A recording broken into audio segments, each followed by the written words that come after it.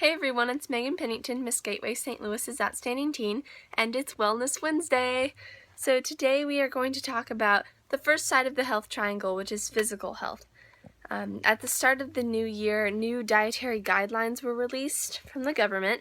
So I was just looking through those, and I think the guidelines are something that we all know exist, but I don't think many of us have looked at them. I was really interested and learned a lot when I was just looking through them.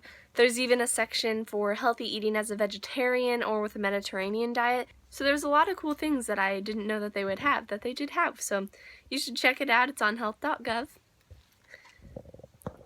At the start of the new year, we all try to be a little healthier. We set our New Year's resolutions. So I'm going to remind you just some of the guidelines that are in the dietary guidelines that America releases.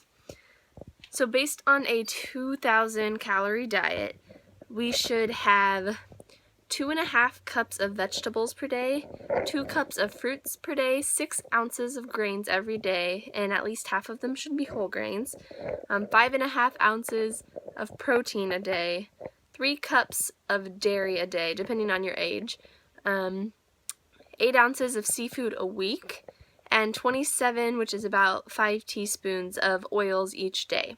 So many Americans aren't reaching these goals and exceeding others. For example, protein, we're supposed to have 5.5 ounces each day. But think when you go out to dinner and you get that 8-ounce steak and eat the whole thing in one sitting? Yes, there are a lot of guidelines that I did not know existed, or I knew they existed and did not know them correctly. Many foods contain sodium, saturated fats, and added sugar. There was a lot in the new guidelines talking about that and how Americans eat too much of all of those things. For example, added sugars, which include syrups and other caloric sweeteners, Americans, according to NPR, Americans have 22 teaspoons a day. 22 teaspoons, that's so much. Added sugar is bad because it adds calories, but there's no nutrients in it. You don't need sugar to survive. The dietary guidelines recommend that less than 10% of our calories per day should be from added sugars.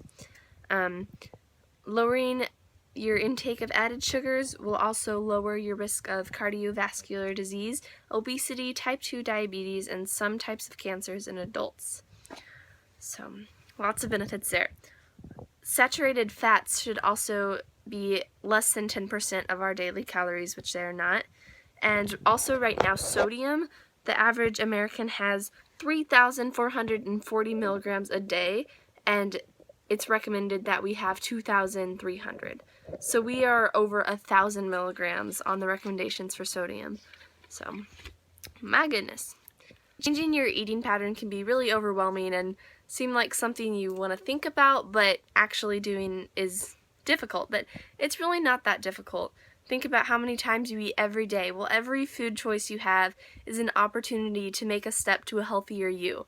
So I just encourage you, every time you are cooking a meal, preparing for guests, or just having a snack on the go, to think about what you're eating and what effect it's having on your life.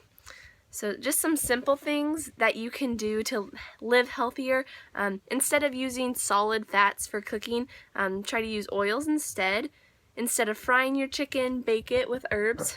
I think it's yummier that way.